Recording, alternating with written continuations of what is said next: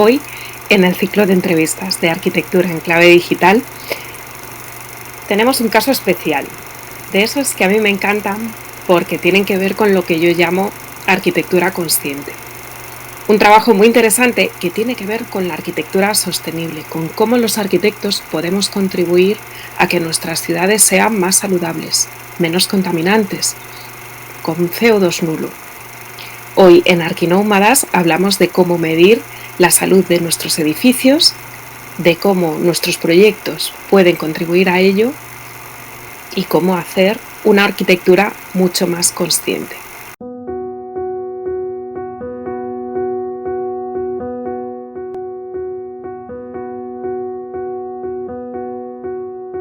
En este nuevo milenio tenemos muchos retos por delante.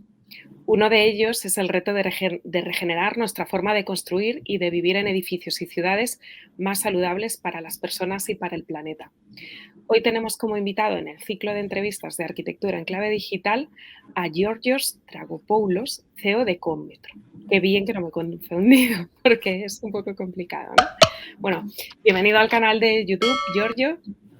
Muchas Para mí, gracias. para mí es un placer aportar mi granito de arena en el camino de ayudar a concienciar a la sociedad y sobre todo a nuestros compañeros de lo importante que es proyectar y construir de manera consciente y de una forma que esté encaminada a contaminar lo menos posible. Pero para quien no te conozca, yo te invitaría un poco a que nos cuentes quién eres tú y sobre todo qué es Ecómetro. Vale. Yo soy Yorgos Dragopoulos, obviamente por el nombre, mi origen es de Grecia, ¿no? Sí. Bueno, llevo en España en los últimos casi 12 años. He venido al comienzo de 2011, ¿no? En una situación mundial bastante difícil y de la construcción aún más, ¿no? En plena crisis de la construcción después de la burbuja de 2007. Yo he estudiado ingeniería y luego hice máster en temas de urbanismo sostenible, ¿no? Bueno, he hecho muchas más formaciones, pero digamos, la formación básica es esta, ¿no? Entonces hice este máster de urbanismo sostenible en un país que sabe muy bien de problemas medioambientales y sabe también muy bien de innovación, ¿no? Para enfrentarlos, ¿no? Estudié en Holanda, acabé en el año 2004 y allí empecé a trabajar en Holanda en un instituto de investigación sobre la incorporación de las energías renovables dentro de los espacios urbanos, ¿no? Como entenderás, había un grado de innovación que lo encuentro en otros países como implantación hoy en día y allí lo utilizaban desde entonces. Pero allí empezó un poco mi camino y he trabajado en Holanda, luego volví a Grecia y en 2011 me trasladé a España y empecé a trabajar en la rama española, digamos, la oficina de España de WWF, que es una organización mundial para la protección de la naturaleza, y yo trabajé como responsable del área de ciudades y clima, ¿no? Y el objetivo era mitigar el cambio climático con actuación dentro de las ciudades y sobre todo en lo que tenía que ver con los edificios y la movilidad. Bueno, Y lo cuentas como si no fuera nada y al final WWF es una de las grandes organizaciones, ¿no? A nivel mundial para la protección del medio ambiente. Así que 8 años trabajando como responsable de área de clima y sostenibilidad te habrán dado un bagaje y un conocimiento, ¿no? Exhaustivo, sobre todo de la situación a nivel global, me imagino.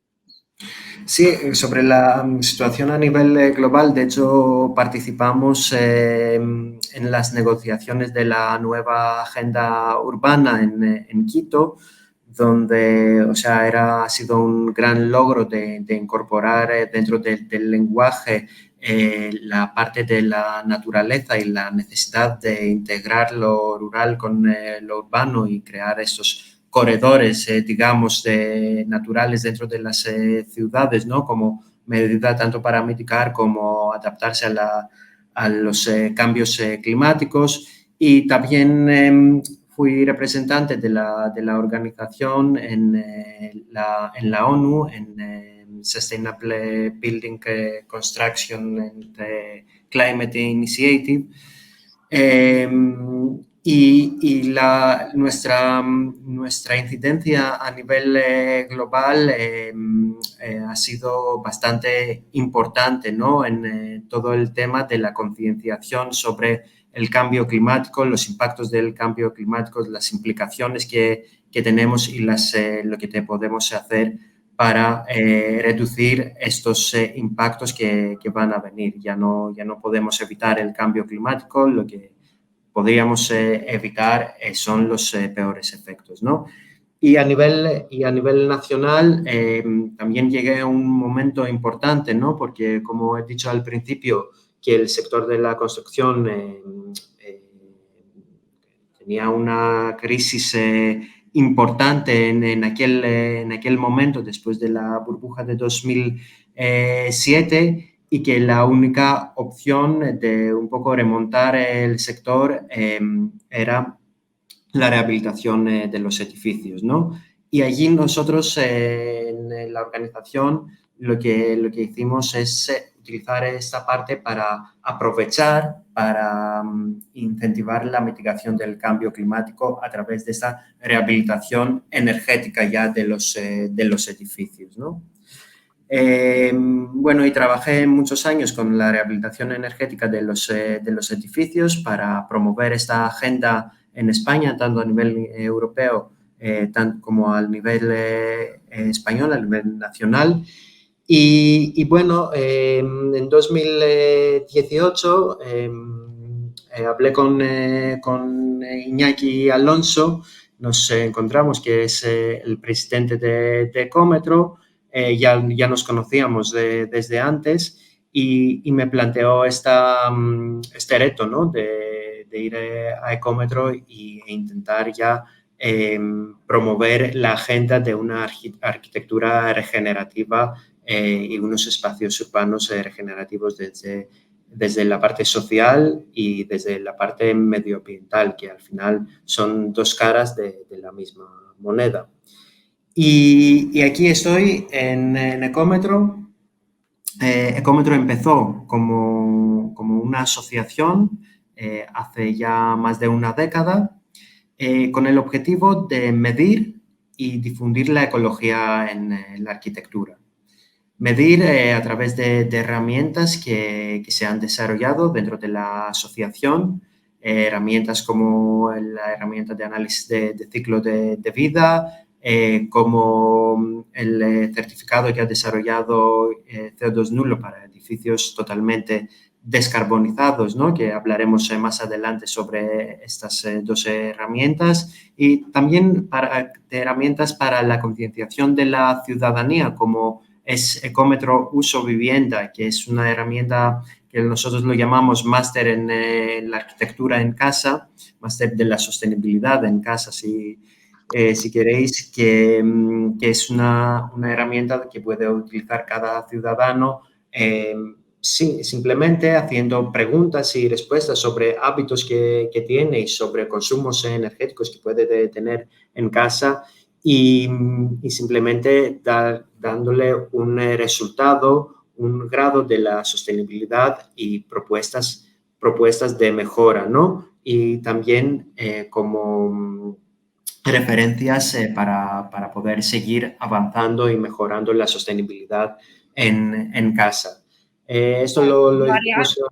un paréntesis, ¿no? Para invitar a todos, sean arquitectos o no, a que prueben la herramienta. Es súper fácil darse de alta y al final es dedicar un espacio y te ayuda mucho a la reflexión, ¿no? Es bastante intuitiva, hay vídeos y información en YouTube en la que, por no alargarlo, ¿no? Podríamos ir específicamente, pero yo creo que es un ejercicio súper interesante porque al final una gran pregunta es ¿qué puedo yo hacer para contribuir y contaminar menos? Entonces, en este sentido, este apartado, ¿no?, de la asociación de Ecómetro Asociación, de contribuir a que toda la sociedad empiece a reflexionar sobre estas cuestiones, es súper interesante y muy fácil de hacer, ¿no? Es así, por lo menos tener un grado básico, ¿no?, de conocimiento de qué hago bien, qué hago mal. Muchas veces no sabemos, ¿no? Y entonces medir a lo mejor es el primer paso, o cuestionarnos es el primer paso para ver qué podemos, qué hacemos bien, qué no hacemos bien o qué podemos mejorar, y a partir de allí avanzar hacia esta dirección, ¿no?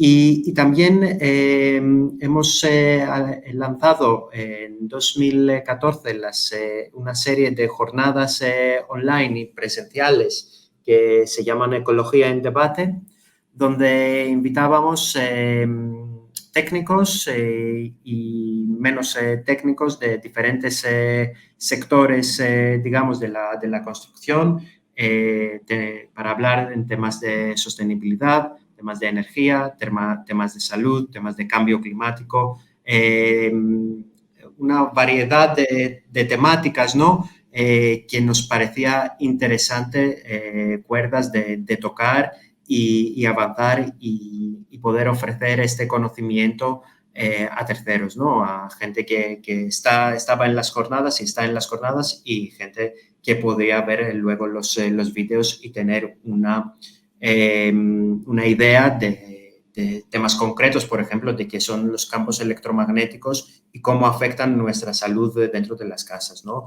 O otros temas sobre el avance del cambio climático, la mitigación del mismo y la adaptación, y cómo en el sector de la arquitectura podemos contribuir hacia este logro, etcétera, ¿no? Hay una serie de temáticas allí bastante amplias. Bueno, tenemos aquí, si esto que estamos empezando a hablar, ¿no? Temas de ecología relacionados con la arquitectura, sientes que vibra contigo, yo te invito a que te des un paseo por la web de Ecometro Asociación y que todas estas charlas están disponibles en YouTube y vas a ver que otra manera de hacer arquitectura es posible y probablemente si no te has parado a reflexionar sobre estas cuestiones, ¿no? Yo creo que es un punto súper interesante ver cómo de hecho ya hay grandes proyectos y grandes ejemplos de arquitectura súper consciente en este sentido, ¿no? Que demuestra que es posible, ¿no? Y conceptos como que depende de cómo hagas esa medición, realmente los edificios ecológicos son más baratos, ¿no? Aquí tenemos a Iñaki Alonso en un montón de las miniaturas, ¿no?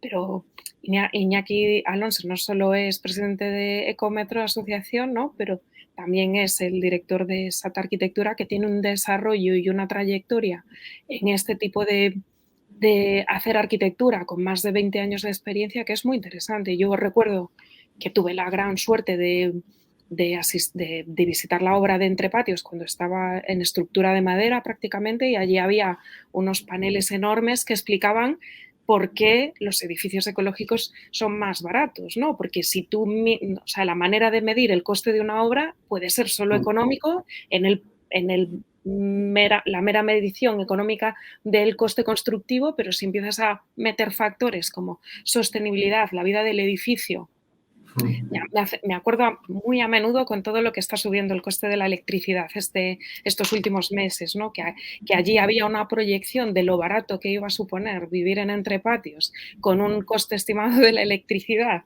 súper poco ambicioso, y se han pulverizado el precio de la electricidad en los últimos meses, ¿no? Entonces, cuando empiezas a ver otros parámetros, otros prismas de los que ver el problema y el hecho de construir, de repente aparecen nuevas maneras de proyectar y construir. Es así. Yo creo que deberíamos empezar por allí, ¿no? Por el impacto, ¿no? Y la necesidad de medir este impacto. Obviamente, cada actividad que tenemos tiene un impacto. Ahora mismo vivimos en la era de la sostenibilidad, ¿no? Todos somos sostenibles, ¿no? No hay ningún arquitecto que no sea sostenible, no hay ningún político que no sea sostenible, no hay ninguna petrolera y ninguna cadena de comida rápida que no sea sostenible, ¿no? Y aún así, en el último informe de la IPCC han concluido que estamos en una senda para un aumento de la temperatura en 4 a 5 grados a finales de siglo, ¿no? Muy lejos de los objetivos del Acuerdo de París, muy lejos del parecer de haber entendido profundamente el problema y el reto que tenemos que enfrentar, ¿no?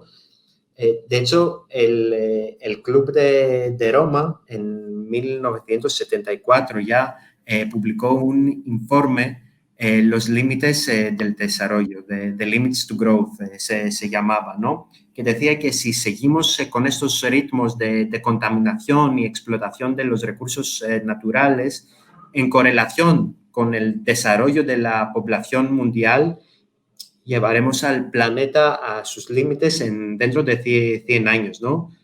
Pues han pasado solamente 50 y según los informes que publica WWF Internacional cada 12 años, que se llama Informe del Planeta Vivo en español, como seguimiento de la situación de la biodiversidad en el planeta, resulta que hemos perdido un 50% de la biodiversidad y en algunas poblaciones de especies, como por ejemplo los vertebrados, llegamos al 70%.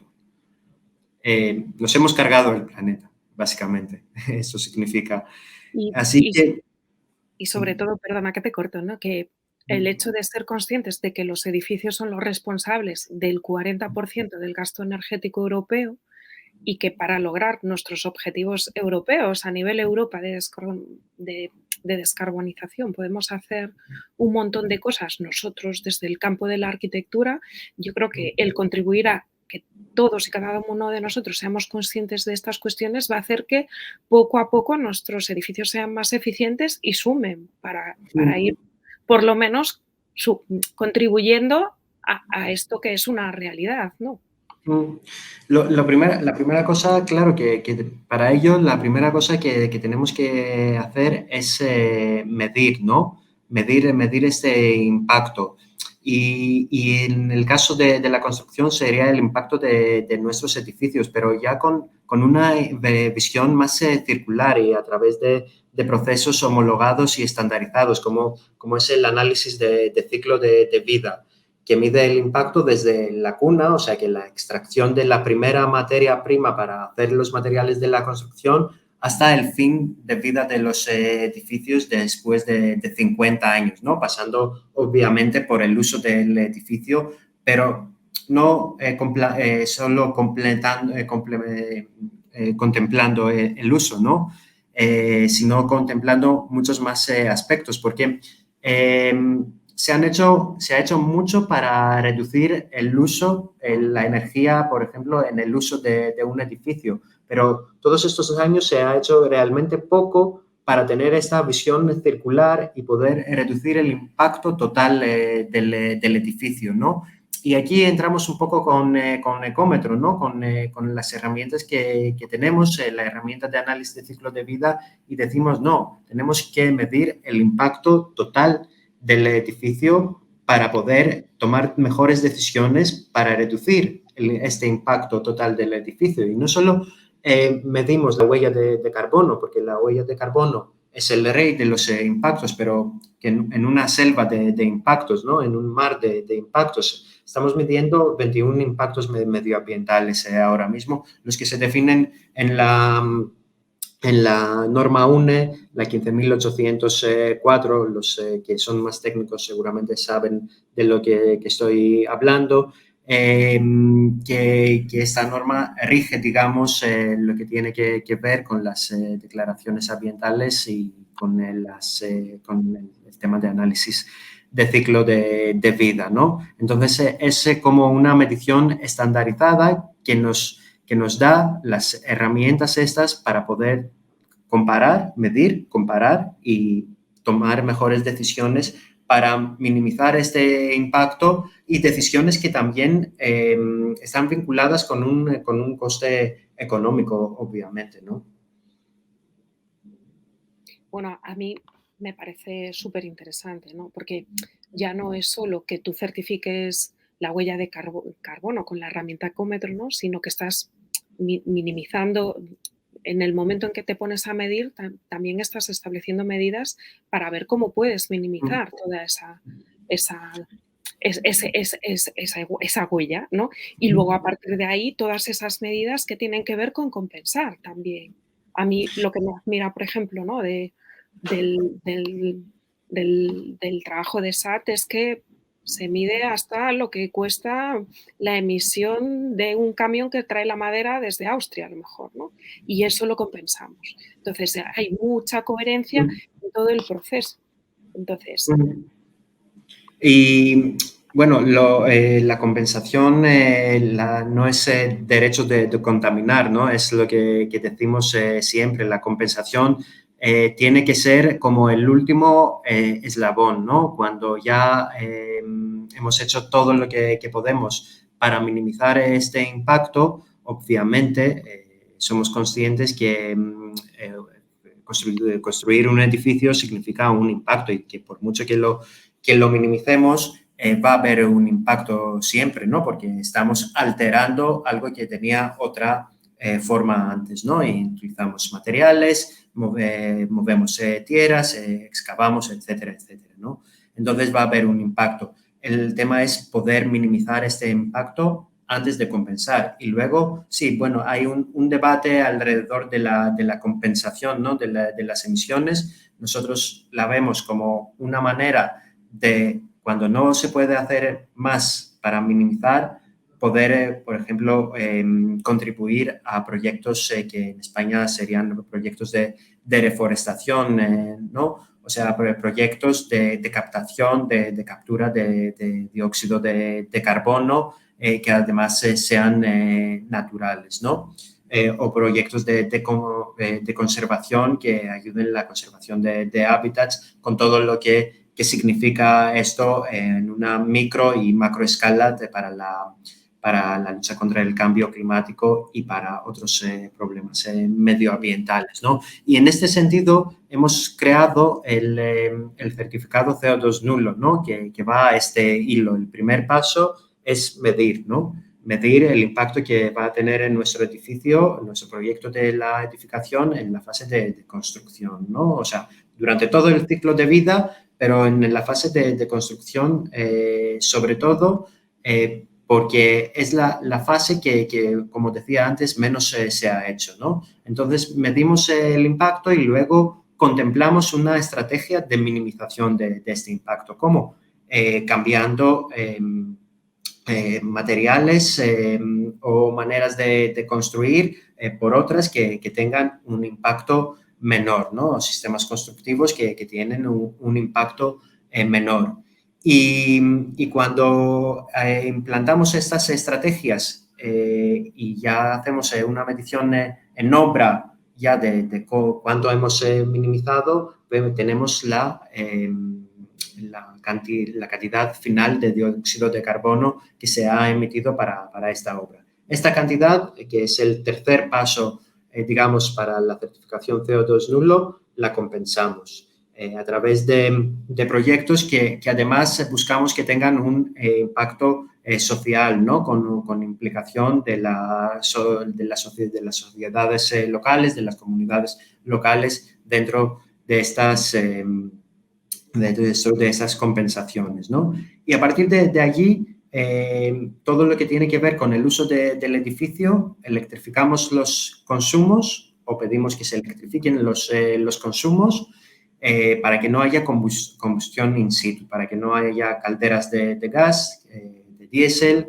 etcétera, etcétera, ¿no? Y al final cerramos el círculo instalando pues, con un modelo 100% renovables, instalando energías renovables in situ y donde no se puede instalar o cubrir la necesidad total por energías renovables in situ a través de contratos con comercializadoras de energías renovables con garantía de origen, ¿no? Tipo Soma Energía, tipo la corriente, etcétera. Ya hay bastantes en España. Y si se cumplen todos estos condicionantes, entonces la asociación Ecómetro otorga el certificado CO2 nulo que además tiene el apoyo de la Oficina Española de Cambio Climático, del Ministerio para la Transición Ecológica, porque ellos han reconocido que los objetivos de este certificado están súper alineados con los objetivos que tienen ellos de reducción de la huella de carbono del sector de la edificación en España. Sobre todo para mí es el hecho de reflexionar la importancia que tiene concienciar a todos los agentes que intervienen en el proceso de construir, me da igual que sean técnicos, arquitectos, ingenieros, ¿no? Y también a las empresas, a todas las empresas que están imbrincadas en el proceso de construir. Pueden ser las que instalan ventanas como las quiero decir, yo creo que ahí hay mucho campo de acción, muchas nuevas líneas de negocio incluso, ¿no? Para emprendedores que quieran meterse en ese camino de querer aportar a tener pues ciudades que sean menos contaminantes, más saludables, descarbonizadas. Quiero decir, ahí hay mucho campo para la innovación. Es verdad y que siempre en los últimos años estamos viendo, por ejemplo, procesos de una mayor innovación en el sector, procesos de una mayor industrialización, procesos de cambios de estos sistemas constructivos, ¿no? Nosotros lo que vemos es que para algunas cosas no hay otra manera para seguir avanzando y cambiando, que esta concienciación ¿no? de todos los técnicos, arquitectos, ingenieros, etcétera, y las empresas. Pero también somos conscientes que para algunos retos, como es el cambio climático, ya no hay tiempo para procesos largos, digamos, de concienciación, porque lo que necesitamos es acción ya. O el mañana va a ser muy tarde. Las cosas son así, o sea, que las cosas están ya en este límite, ¿no? O sea, no son lo que a lo mejor decíamos 10 años antes o 5 años antes incluso. Y claro, el que no está concienciado ahora mismo con todo lo que estamos viendo alrededor nuestro, es que no entiende la magnitud del reto al que estamos enfrentando, ¿no? Entonces, lo que hemos visto la última década es que hay muchas nuevas empresas que lanzan nuevos sistemas constructivos, nuevos sistemas para medir, nuevos sistemas de industrialización, innovación en los materiales, ¿no? O sea, cambio de materiales que tengan una huella de carbono muy importante a otros que además secuestran carbono durante toda su vida útil. Y lo importante es que creo que lo importante es ver que también las ciudades van a ser las minas del futuro, ¿no? O sea, en un escenario de escasez de materiales, de altos precios de la energía para crear nuevos materiales, ¿no?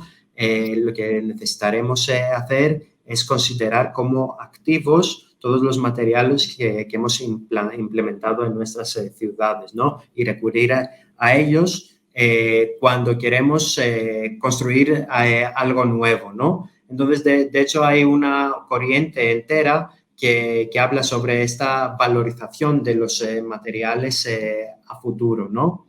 Y que como dentro de un activo se tienen que considerar los materiales como un plus, o sea, si estos son circulares y se pueden, digamos, casi de manera inversa salir de un edificio y entrar otra vez en la cadena de valor en otro edificio, el valor que pueden tener ellos en un futuro, ¿no? Hay un debate entero alrededor de ello. Y dentro del análisis de ciclo de vida se considera ya con la etapa D, que ha salido hace unos pocos años, el índice de circularidad de los materiales, que significa que se mide el porcentaje de circularidad que tiene cada uno de estos materiales que tú implementas en tu edificio, al que en un futuro se le va a asignar también un valor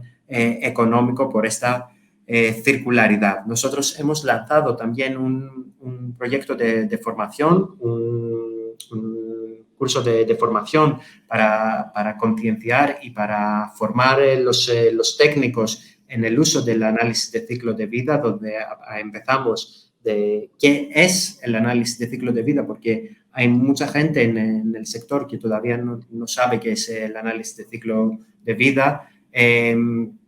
Y a partir de allí, cuál es la normativa, cómo se utiliza, qué se está midiendo a través de un proceso, y luego entramos también a explicar la herramienta de ecómetro, ¿no? El análisis de ciclo de vida de ecómetro.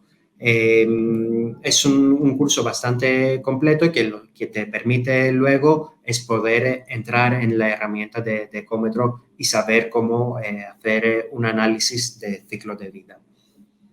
Ahí has apuntado un montón de líneas interesantes, ¿no? De reflexión, pero por ejemplo, la frase que creo que es demoledora es que las ciudades van a ser las minas del futuro, porque yo creo que muchos arquitectos ven, ¿no? O muchos profesionales del sector ven que sí o sí el campo de la rehabilitación de edificios es un campo a futuro en el que va a haber un montón de trabajo, las propias normativas están evolucionando a que los edificios sean cada vez más sostenibles y que sean muchísimo más eficientes, con lo cual ahí hay un montón, ya no solo de líneas de ayuda que vienen de Europa, sino un montón de líneas de trabajo en las que se pueden especializar, ¿no?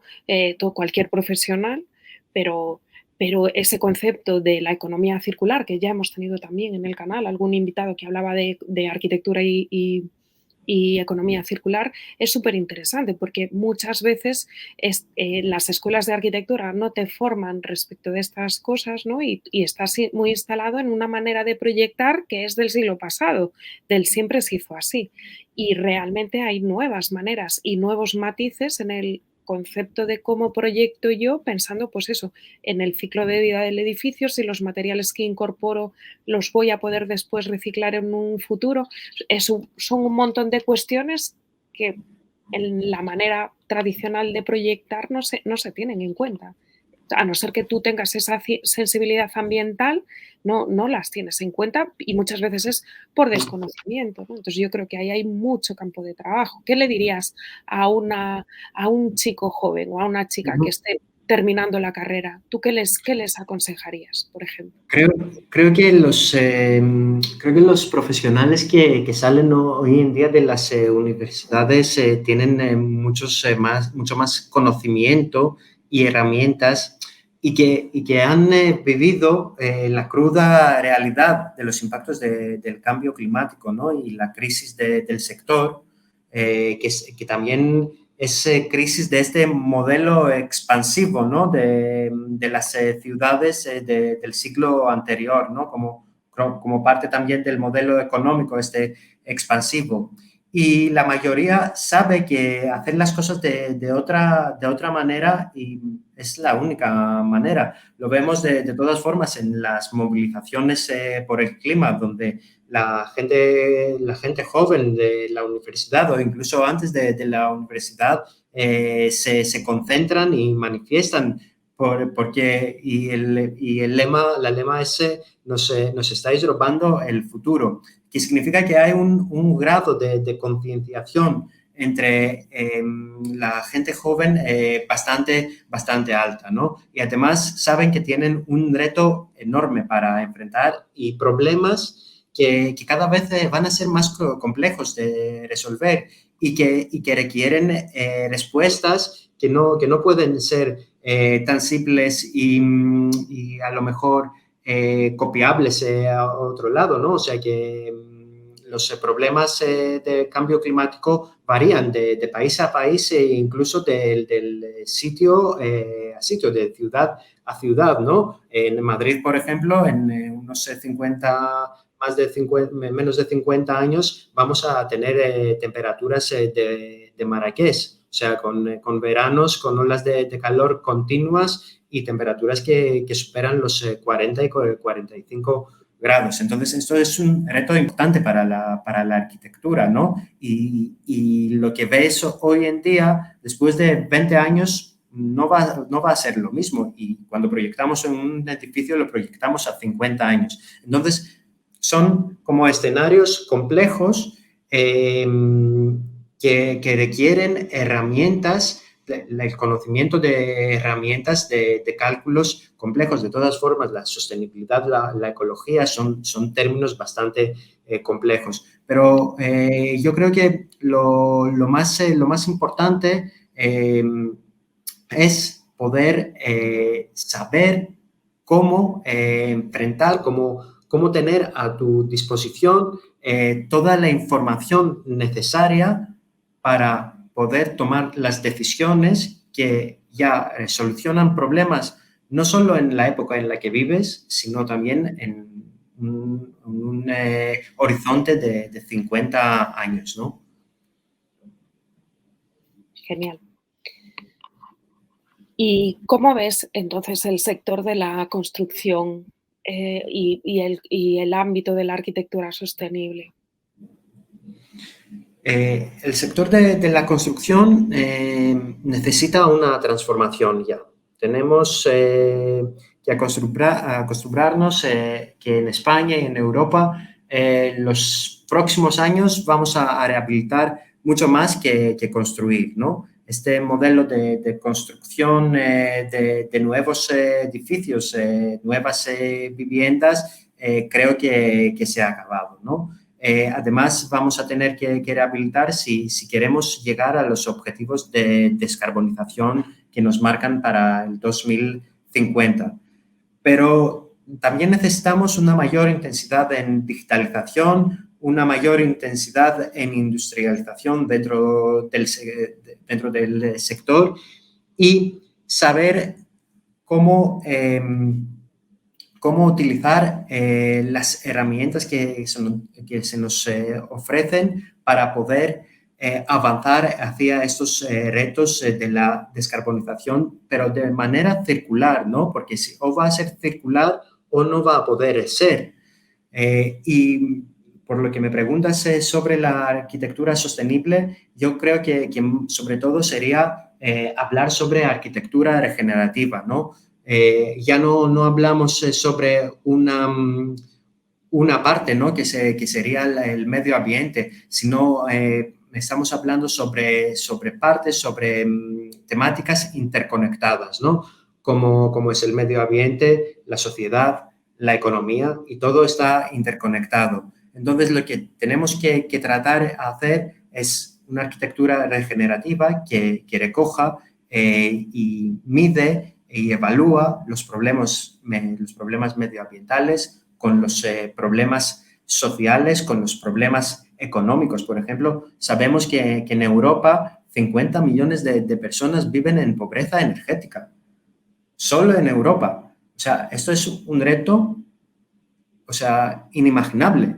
50 millones de personas no llegan al fin de mes por pagar sus facturas energéticas. Y eso va a ir a aumento. O sea, no va a ir a mejor. Entonces, allí tenemos un reto. El reto de los cuidados, el reto de la salud. Lo hemos visto ahora con el COVID-19, se puso en evidencia clara los problemas que tenemos íntegros en los edificios. Y es también la manera que nos hemos organizado, ¿no? El último siglo, con la concentración de la mayoría de la población en los grandes urbes como parte de este modelo de la industrialización y expansión económica, ¿no? Que requería una concentración de mano de obra en un sitio para poder fomentar este modelo. Y esto ha fomentado también un grado de individualización dentro de las ciudades.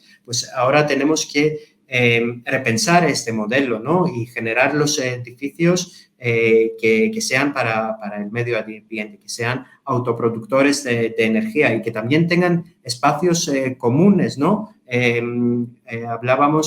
Me contabas antes de la entrevista sobre Entrepatios. Entrepatios, este edificio de covivienda, de cohousing en el centro de Madrid, que además es el primer modelo, digamos, en España de cohousing ecológico, tiene en cuenta todos estos factores, ¿no? Tanto el factor medioambiental, entre patios, aparte de que se consume muy poca energía, casi toda la energía proviene de energías renovables. Tiene una instalación de 30 kilovatios en su cubierta y aparte de la muy grande eficiencia que tiene, porque lo que se gastan son 15 kilovatios hora por metro cuadrado, está dentro de los límites de Passive House. Es que también integra, aparte de esta versión, de esta parte ambiental, digamos, y que además está hecho con una estructura de madera, ¿no? En vez de hormigón, lo que aligera mucho su peso climático durante la construcción, ¿no? También integra toda esta parte de los cuidados, de la colaboración entre las personas, de la convivencia en los espacios comunes. Dentro hay un coworking, por ejemplo, hay una pequeña guardería donde alguno de los inquilinos puede estar con los niños que así lo necesitan los padres para poder trabajar. Y todo esto viviéndolo dentro de un escenario de COVID-19, de un escenario de aislamiento total, ha sido una experiencia totalmente nueva de lo que estamos acostumbrando hasta ahora en las comunidades de vecinos que estamos viviendo, ¿no? Entonces, tendríamos que ver el futuro, lo tendríamos que ver a través de un prisma ya no sostenible, ya regenerativo para contemplar dentro de esto todos estos asuntos sociales, medioambientales y económicos. Bueno, realmente para mí es un proyecto que es emblemático de todo el proceso desde la primera raya, ¿no? Que esto es muy de arquitectos, porque ese modelo de proyectar colaborativo en el que todos los futuros habitantes del edificio participan en determinadas dinámicas y van decidiendo de forma mancomunada cómo es, pues eso, ¿no? Aquí vemos la galería, pues esa resolución final de la galería. Luego, que al final son nuevos modelos de habitar, ¿no? Porque es un nuevo modelo de vivienda que se ha bautizado como covivienda, que fomenta esos espacios de colaboración que quizás son para los españoles como muy nórdicos, ¿no? El compartir espacios comunes a veces choca con esa manera tan, no sé, que tenemos muy tatuada los mediterráneos, ¿no? Del concepto de la propiedad privada, ese concepto de covivienda que, bueno, pero son nuevos modelos de habitar que son muy interesantes porque aportan también desde lo social, aportan a un problema que yo creo que en la sociedad a futuro va a ser súper importante, sí, que ya lo es, ¿no? Como es el tema de la soledad, ¿no? Entonces, hay un montón de modelos de cohousing, por ejemplo, para personas de la tercera edad, que son nuevas maneras de habitar que hace un siglo ni a nadie se le habían pasado por la cabeza, ¿no? Y sigo pensando que ahí hay mucho campo de trabajo para la innovación desde la arquitectura, para todo el que, o sea, al que le interesa crear espacios de relación con intergeneracionales, pues puedes desarrollar tu propio proyecto desde la arquitectura. Si te interesa desde la arquitectura circular, también puedes tener campo de trabajo ahí. Quiero decir, a mí me parece que estas nuevas maneras de habitar también son nuevas oportunidades para profesionales de nuestro sector, ¿no? Es así, o sea, Son nuevas o no tan nuevas estas. O sea, imagínate que los vínculos de comunidad habían en un grado mucho mayor, digamos, en los pueblos, ¿no? En los sitios rurales. Lo que pasa es que con la entrada dentro de los grandes urbes, estos vínculos se han perdido, ¿no? Y se ha fomentado esta individualización de las personas, ¿no? Hemos construido casi cajitas para vivir, ¿no? Y hacia adentro, toda la vida hacia adentro. O sea, este nuevo paradigma creo que un poco sigue lo que hemos roto en algún momento, ¿no? Obviamente avanzado por las necesidades que tiene una sociedad moderna como la nuestra, por las necesidades del tiempo, por las necesidades tecnológicas y las necesidades climáticas, etcétera, etcétera, ¿no? Pero el objetivo es también volver a esta sensación de la comunidad, porque al final nosotros somos animales sociales, ¿no? Y lo de compartir antes era algo natural, ¿no? Lo que no es natural es no compartir, ¿no? O sea, y creo que todos estos modelos que salen ahora de la convivienda, que también tiene este eje de sostenibilidad y combina lo social con lo medioambiental, con lo económico, porque tiene que ser un modelo rentable, pero también un modelo accesible para todos, ¿no? Entonces, todo esto dentro de los nuevos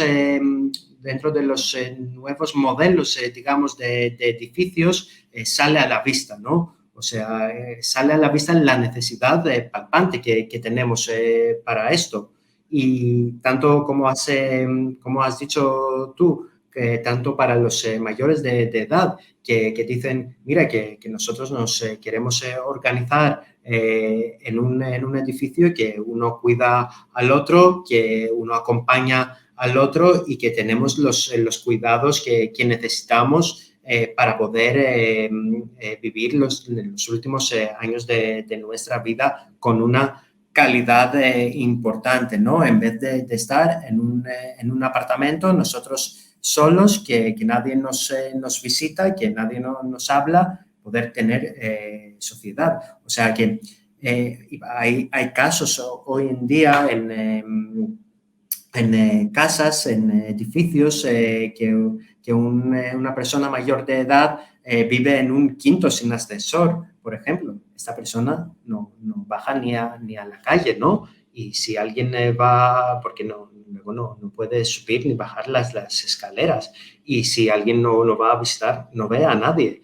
Pues todo esto se puede revocar, o sea, pero depende de nosotros también, ¿no? Un poco como de disruptivos queremos ser y romper con la cadena que hemos empezado hace casi 50 años de entender la arquitectura, ¿no? Porque ahora hay otras necesidades, es mucho más complejo todo el panorama y tenemos que inventarnos un poco de nuevo la rueda. Bueno, esto no lo hemos hablado antes, sí hemos hablado previamente de ver la herramienta, pero no hemos hablado de si, de si nos la podías enseñar un poco por dentro. No sé si es posible. Sí, Sí, podría compartir pantalla o... y tú puedes compartir pantalla, tienes ahí la opción, ¿verdad? A ver, sí, compartir. Esto son las cuestiones del directo, ¿eh? Medio lo hemos hablado, pero no lo habíamos aclarado y yo creo que es una oportunidad interesante, ¿no? De ver cómo es la plataforma por dentro. Vale, creo que lo he Sí, logrado. no, sí, pero tienes que... Vale, perfecto, ahí. Muy bien. Vale. Entonces, esto es lo que sería el entorno de la herramienta. Voy a abrir un proyecto nuestro.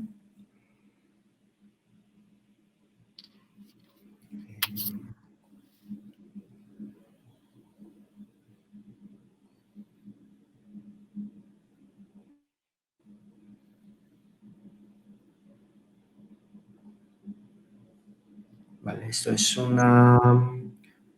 una escuela de un instituto de enseñanza secundaria en Salamanca, que hicimos el análisis de ciclo de vida. Voy a coger esta versión, que es la más completa. Cuando tú entras en la herramienta con un nuevo proyecto, digamos, siempre lo que te va a preguntar es el tipo del edificio, ¿no? Los ocupantes que tiene, la vida del edificio que proyectas, la superficie edificada y también con qué norma de UNE quieres hacer los cálculos, ¿no? Porque hay la norma UNE 15.804 A1 de 2014 y la más posterior, que es la norma UNE 15.804 A2 de 2021. Y la diferencia es que una contempla 7 impactos medioambientales y la otra 21, ¿no? La herramienta te da la posibilidad de hacerlo de las dos maneras. La cosa es que para poder utilizar la herramienta funciona con archivos BC3, que son los archivos que se extraen, se exportan de cualquier herramienta que utilizan los arquitectos y los técnicos para hacer los presupuestos, tipo Presto o Archimedes, etc., Los ¿no? ficheros internacionales de intercambio para mediciones. Sí. Exactamente. Y de estas herramientas, exportas el archivo BC3 y lo importas en el análisis de ciclo de vida de Ecómetro. Ahora mismo, Ecómetro funciona con la codificación de precio centro, que es el Colegio de Aparejadores de Guadalajara, que tienen como una lista de materiales y con sus precios, con sus pesos y con sus precios correspondientes, ¿no?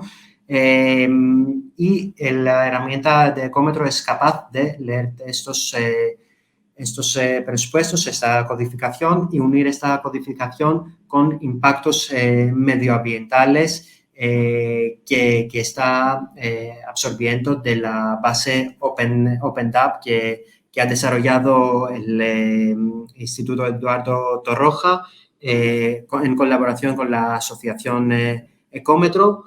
Y que esperamos que sea la próxima base de datos de impactos de la construcción nacional, ¿no? Porque esto no he hablado sobre esto, pero es un tema importante, la estabilidad de datos, ¿no? Ahora mismo en España hay diferentes bases de datos, hay la OpenDAP, luego hay una base de datos de ITEC en Cataluña, hay otras bases de datos que son privadas.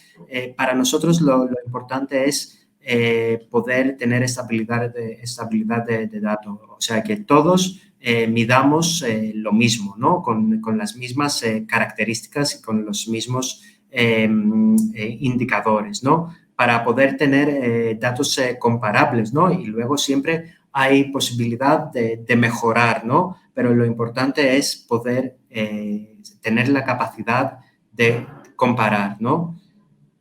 Para poder tener resultados que tengan una fiabilidad y para poder como país, y esto también es el objetivo de Europa, ¿no? Avanzar hacia sistemas de medición de impacto de los materiales de la construcción que sean comunes en todos los países, ¿no? Y al final un sistema común europeo. Esto es lo que dicta básicamente el marco Levels, que será también la próxima legislación de la Unión Europea para el sector de la construcción, y esto es lo que es lo lógico, ¿no? Que todos estemos en el mismo barco haciendo las cosas. Entonces, para volver a lo anterior, conecta las bases de centro, la codificación de precio centro con la base OpenDAP, ¿no? Y esto para las etapas A1 a 3, que tienen que ver con los materiales, y para las etapas C1, C2, C3, C4 y la parte D, que son las etapas de fin de vida, que también tienen que ver con los materiales utilizados. Y entonces, cuando hace el cálculo, cuando tú insertas el BC3 en la herramienta y hace el cálculo, te abre una pantalla así, que, bueno, lo importante aquí es, por ejemplo, en el calentamiento global, es este número, ¿no? Que es el valor absoluto total de todo el impacto que vas a tener en las etapas, en este caso, de A1 a 3, de los materiales que has utilizado en los diferentes capítulos de la construcción, ¿no? Pues aquí hay acondicionamiento de terreno, saneamiento, cimentaciones, etcétera. Este valor se puede medir tanto en valor absoluto como valor por persona, valor por metro cuadrado y al final porcentajes. Y hay una representación así gráfica de qué porcentaje tiene cada uno de estos capítulos, digamos, de la construcción en cada uno de los impactos medioambientales que se están valorando, ¿no? Y aquí tienes todos los materiales, perdón, que se han utilizado, ¿no? Y estos son las codificaciones que cuando está en verde son codificaciones válidas. Si algún material no está reconocido por la herramienta, siempre tienes la capacidad de poder buscar un material con las mismas características que esté reconocido en la herramienta, ¿no? Y también puedes asignar si algún material es reciclado para que la herramienta lo tenga en cuenta luego en todas las fases de fin de vida y la fase del índice de reciclabilidad de los materiales de la construcción. Una vez medida la etapa de A1 a 3, entras en la etapa de transporte a obra, que aquí se pueden ver todas las partidas que se transportan desde el distribuidor, el almacén a obra, por ejemplo, el peso de los materiales, dónde está el fabricante, qué tipo de transporte se ha utilizado. No es lo mismo utilizar un camión articulado o una camioneta o un barco, etcétera, y la distancia hasta el punto de la obra, ¿no? Una vez medido esto, aquí también tienes lo mismo, ¿no? Una tabla que te mide todos los impactos de este transporte de los materiales al punto de obra y aquí también el porcentaje que ocupa cada uno de ellos dentro de cada uno de los impactos. Acabado esto, vas ya a la fase A5, a la etapa A5, que es la construcción del edificio, ¿no? Y allí tienes básicamente tres tablas. Uno es el movimiento de tierras, donde ves la cantidad y la distancia al vertedero, o la distancia a que has movido las tierras de todas formas. Los residuos de construcción, que un poco lo mismo, cantidad y distancia al vertedero, y luego el consumo de los recursos. Agua, diésel y electricidad. Esto en la fase de proyecto lo puedes dejar vacío o hacer una proyección así más teórica, y luego en la fase de obra ya con los albaranes de los consumos, el informe de residuos, etcétera, puedes completar con la información ya real, ¿no? Y luego, dentro de la fase de uso del edificio, la herramienta mide dos etapas. La etapa de sustitución, digamos que cada uno de los sistemas o los materiales que se implantan puede sustituirse de una a dos o a tres veces durante la vida útil del edificio, y esto también tiene un impacto que lo estás evaluando aquí. Y la fase de la energía, ¿no? Del consumo energético ya en uso. Aquí se difiere entre si el edificio es de viviendas o es de uso de oficinas, industrial, etcétera, Sí, ¿no? sí. Y, y claramente aquí puedes ver el impacto de la refrigeración, la calefacción, el agua caliente sanitaria y la iluminación. Y en el caso que son edificios de oficinas, otro tipo de consumos como son los equipos ofimáticos, etcétera. Y aquí lo mismo, ¿no? Ves el impacto que tiene el uso para cada uno de los impactos medioambientales que se miden. Y a partir de allí entras ya en la fase del fin de vida del edificio, que sería la fase de demolición, que también tiene que ver con los materiales que se han utilizado. La fase de transporte al vertedero, el tratamiento, si se ha hecho tratamiento, o la eliminación final, y el reciclaje, la capacidad de esos materiales que se reciclen. Con todo esto, aquí se asigna un valor negativo a los impactos, que significa que es menos impacto, ¿no? Los valores de impacto son positivos y los valores que no impactan por la capacidad de reciclaje de un material salen en negativo, ¿no? Y al final tienes el resultado final del edificio, donde puedes ver el impacto en cada una de las etapas que has medido y obviamente puedes tomar decisiones. Lo bueno es que puedes evaluar diferentes, digamos, tipos de sistemas constructivos, diferentes materiales de tu proyecto para poder decidir entre un material y otro, ¿no? Dices, por ejemplo, corcho contra poliestireno expandido. Pues en un principio dirías corcho seguro, es mejor. Pues en muchos casos sí y en otros casos no, porque depende del peso, de la distancia de transporte, los procedimientos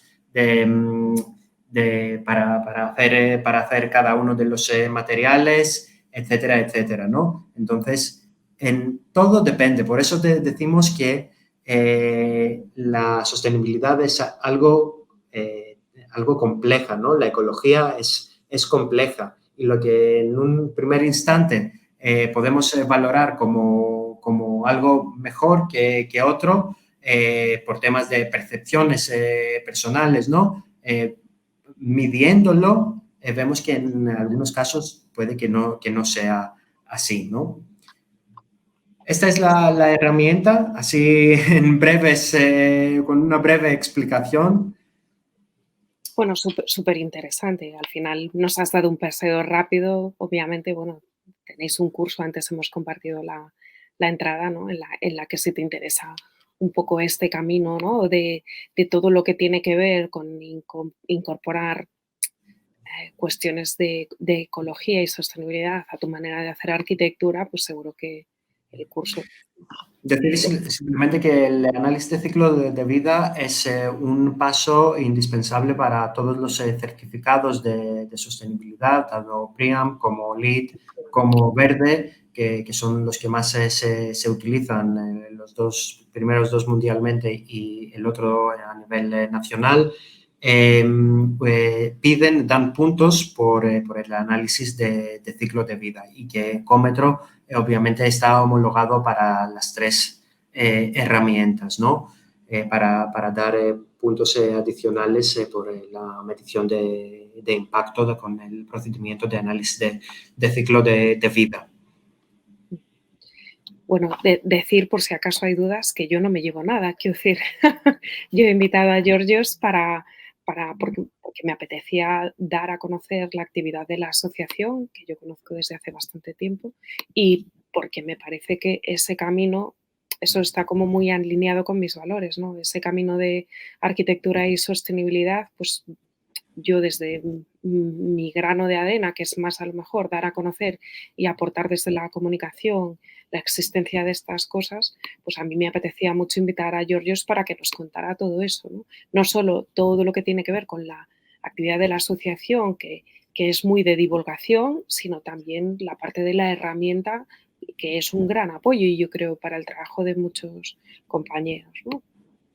Así que, bueno, por si acaso, ahí queda la aclaración. No sé si nos quieres contar vuestros próximos retos, Giorgio, para ver a futuro. Bueno, el próximo reto es crear también una herramienta que mida hacer el life cycle costings, ¿no? Costes de ciclo de vida, por todo lo que hablábamos al comienzo, dar un valor a este esfuerzo, digamos, de utilizar materiales con un mayor grado de circularidad, digamos, dentro de la cadena de valor y hacer un cálculo de lo que supone económicamente esta mejora, ¿no? Por no quedar solo en la teoría de la sostenibilidad y el impacto, sino también darle este grado, esta visión, este aspecto económico que claramente es que muchas veces tiene un peso bastante importante, ¿no? Y Y este es, curso, perdona que te he cortado, no, disculpa, es que con este pequeño delay a veces me parece que has terminado. Termina, termina. dime. No, te pregunta, me provocaba preguntarte si el curso va por ediciones o se puede apuntar, vamos, esta metodología para aprender el análisis sobre el ciclo de vida del edificio, huella de carbono, impactos ambientales y demás. ¿Lo hacéis por ediciones? ¿Se puede apuntar cualquiera en cualquier momento? ¿Cómo funciona? ¿Cómo funciona? Se puede apuntar cualquiera en cualquier momento. Consiste en vídeos online de 15 a 20 minutos cada vídeo. Son 12 en total y luego algunos ejercicios que el usuario, el alumno puede hacer para un poco practicar con la herramienta. Nada, se puede apuntar en cualquier momento, obviamente, cuando, por ejemplo, salga el producto de costes de ciclo de vida, ¿no? La herramienta de costes de ciclo de vida, vamos a sacar también otro curso más correspondiente con esta parte. Y el objetivo es también empezar a crear, a formar técnicos que puedan, en una colaboración con Ecómetro, hacer evaluaciones para terceros, ¿no? Evaluaciones medioambientales de proyectos de la edificación para terceros, ¿no? Entonces, no solo usuarios, sino también evaluadores. Bueno, pues esto nos da pie para una siguiente entrevista cuando ya saquéis la siguiente herramienta, si te parece. Y yo creo que lo podemos dejar aquí como despedida, ¿no? Es ese, bueno, es ese querer hacer, ¿no? Para los próximos meses y seguro que súper interesante seguiros de cerca. Pues muchas gracias por la invitación y por esta conversación tan interesante y siempre a vuestra disposición. Bueno, pues lo dejamos aquí, ya sabéis, suscribiros para estar al tanto de las últimas novedades del proyecto. Os invito a ir al área de recursos de Arquinómadas también para que podáis apuntaros al clan de los Arquinómadas y nos vemos en la siguiente batalla o en la siguiente entrevista. Hasta siempre.